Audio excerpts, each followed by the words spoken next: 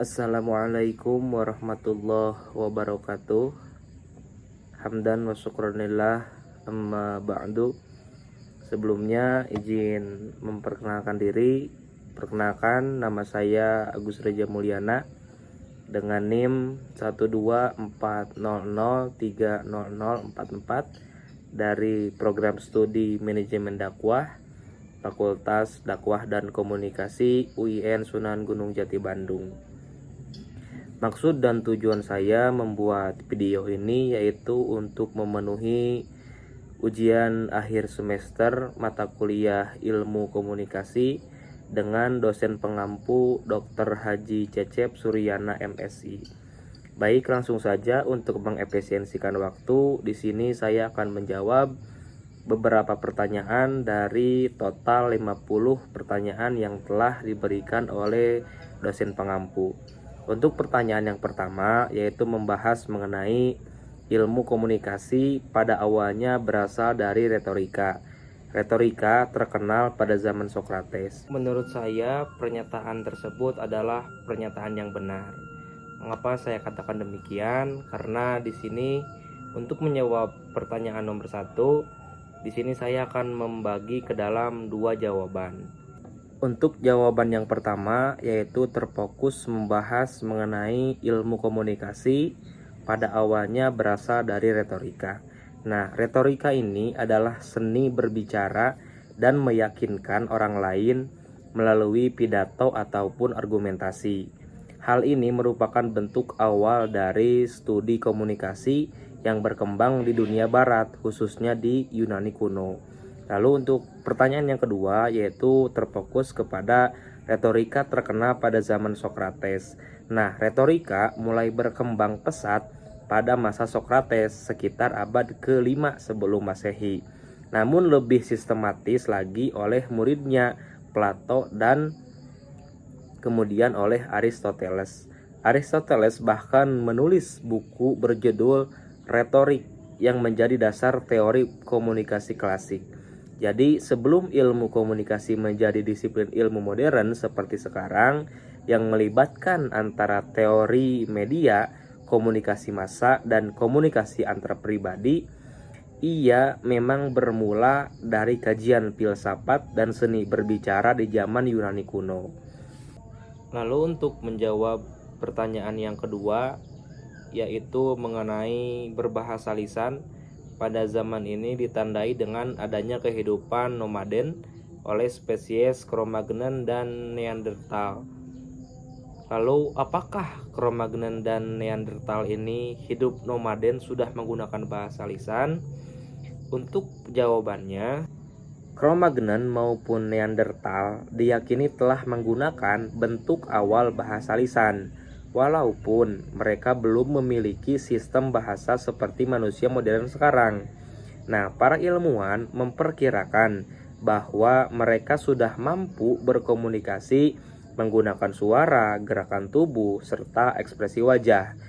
Nah, pada spesies Neanderthal, struktur tulang hyoid atau yang berperan dalam produksi suara menunjukkan bahwa mereka kemungkinan besar mampu menghasilkan suara yang kompleks. Sementara itu, Cro-Magnon yang merupakan manusia modern awal atau Homo sapiens diperkirakan sudah memiliki kemampuan berbahasa yang lebih berkembang dan mirip dengan manusia masa kini. Kehidupan nomaden mereka juga mendorong pentingnya komunikasi, misalnya untuk berburu bersama, menjaga kelompok, ataupun berbagi informasi dengan makanan dan bahaya. Lalu untuk pertanyaan berikutnya yaitu nomor 7, membahas mengenai komunikasi merupakan proses suatu ide yang dialihkan dari sumber kepada penerima dengan maksud untuk mengubah tingkah laku mereka. Hal ini diungkapkan oleh Everett Roser. Nah, pertanyaan di atas adalah pernyataan yang benar dan merupakan salah satu definisi komunikasi menurut Everett Roser, seorang ahli komunikasi terkenal. Salah satunya yaitu komunikasi merupakan proses di mana suatu ide dialihkan dari sumber kepada penerima dengan tujuan untuk memengaruhi atau mengubah perilaku mereka. Nah, pengertian ini dikemukakan oleh Everett Rogers. Lalu untuk pertanyaan berikutnya yaitu nomor 12. Jika kita melihat konteks komunikasi dari keterlibatan jumlah pesertanya, beberapa komunikasi memiliki kesegaran umpan balik yang tinggi. Komunikasi massa memiliki kesegaran umpan balik yang rendah. Nah, jika dilihat dari konteks jumlah pesertanya, bentuk-bentuk komunikasi memiliki tingkat kesegaran umpan balik yang berbeda-beda. Komunikasi antar pribadi misalnya cenderung memiliki kesegaran umpan balik yang tinggi karena terjadi secara langsung dan dua arah. Sebaliknya, komunikasi massa memiliki kesegaran umpan balik yang paling rendah karena umpan balik dari audiens tidak terjadi secara langsung dan sering tertunda. Lalu untuk pertanyaan berikutnya yaitu pertanyaan nomor 14. Komunikasi merupakan upaya pendidikan dan pewarisan nilai-nilai, norma, dan prinsip dari suatu generasi ke generasi lainnya. Fungsi tersebut merupakan fungsi sebagai korelasi. Untuk menjawab pernyataan tersebut, maka komunikasi berperan sebagai upaya pendidikan dan pewarisan nilai-nilai, norma, serta prinsip-prinsip dari satu generasi ke generasi berikutnya. Fungsi ini dikenal sebagai fungsi transmisi budaya karena melalui komunikasi, budaya suatu masyarakat dapat dipelajari, diteruskan, dan dilestarikan. Asalkan dengan catatan fungsi korelasi dalam komunikasi lebih merujuk pada bagaimana media atau komunikasi membantu individu menafsirkan lingkungan mereka, seperti melalui berita atau informasi yang membantu seseorang memahami dunia sekitarnya. Sementara fungsi transmisi budaya lebih cocok untuk konteks pewarisan nilai dan norma antar generasi. Lalu untuk menjawab pernyataan nomor 16 yang mengemukakan karena komunikasi dianggap sebagai proses sebab akibat, maka komunikasi disebut sebagai interaksi. Nah, komunikasi merupakan proses dinamis yang tidak hanya melibatkan penyampaian pesan dari satu pihak ke pihak lain, tetapi juga mencakup hubungan timbal balik antara komunikator dan komunikan.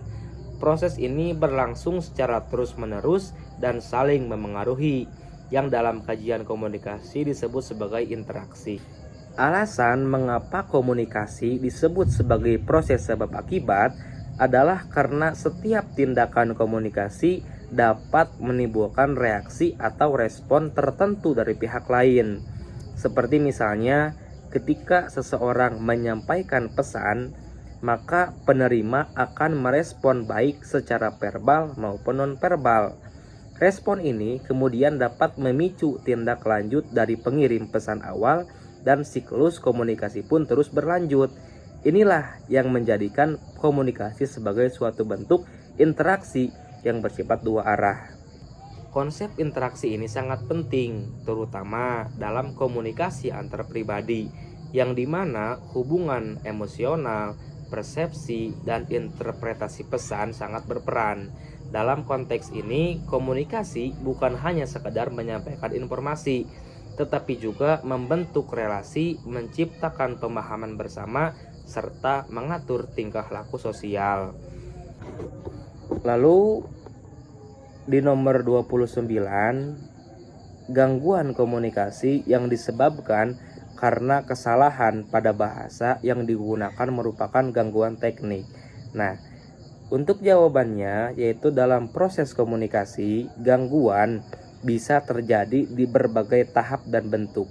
Salah satu jenis gangguan adalah gangguan semantik, yaitu gangguan yang muncul karena perbedaan pemahaman terhadap makna kata, penggunaan bahasa yang tidak jelas, atau istilah yang ambigu. Jadi ketika terjadi kesalahan dalam penggunaan bahasa, seperti kata-kata yang tidak dimengerti, istilah teknis yang asing, atau struktur kalimat yang membingungkan, maka itu dikategorikan sebagai gangguan semantik.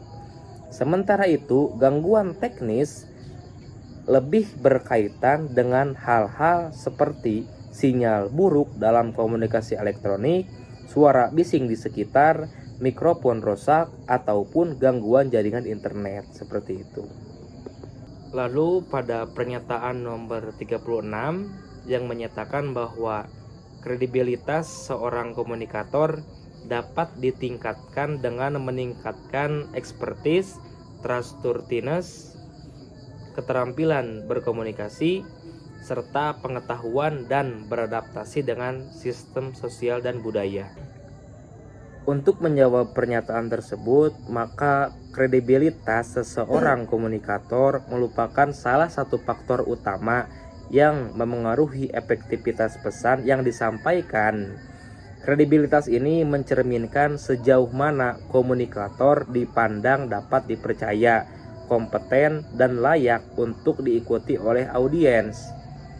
Lalu pada pernyataan nomor 43 yang menyatakan bahwa teori kognitif menjelaskan suatu organisme dirangsang oleh stimuli dari luar, maka orang cenderung akan memberi reaksi. Dari pernyataan tersebut bisa saya simpulkan bahwa teori kognitif menjelaskan bahwa ketika suatu organisme menerima rangsangan atau stimulus dari luar, maka individu tidak serta-merta memberikan reaksi secara otomatis, tetapi terlebih dahulu memproses informasi tersebut secara mental sebelum merespons. Dari pernyataan tersebut bisa dijelaskan bahwa teori kognitif menekankan bahwa manusia bukan sekedar makhluk pasif yang bereaksi terhadap rangsangan, seperti yang dijelaskan dalam teori behavioristik. Dalam teori kognitif dijelaskan bahwa pikiran, persepsi, penalaran, dan pemahaman memainkan peran yang penting dalam bagaimana seseorang memproses stimulus dan menghasilkan respon. Lalu untuk pernyataan terakhir nomor 46 yang mana ekspresi mas, di mana manusia terkadang perlu atau tidaknya menunjukkan terlalu banyak emosi pada ekspresi wajahnya. Nah, untuk menjawab pernyataan tersebut, bahwa ekspresi atau masking merupakan salah satu bentuk komunikasi nonverbal di mana seseorang dengan sengaja menutupi atau menyembunyikan emosi yang sebenarnya dirasakan dan menggantinya dengan ekspresi wajah yang dianggap lebih sesuai dengan situasi sosial atau norma budaya. Mungkin sekian dari saya, kurang lebihnya mohon maaf. Wassalamualaikum warahmatullahi wabarakatuh.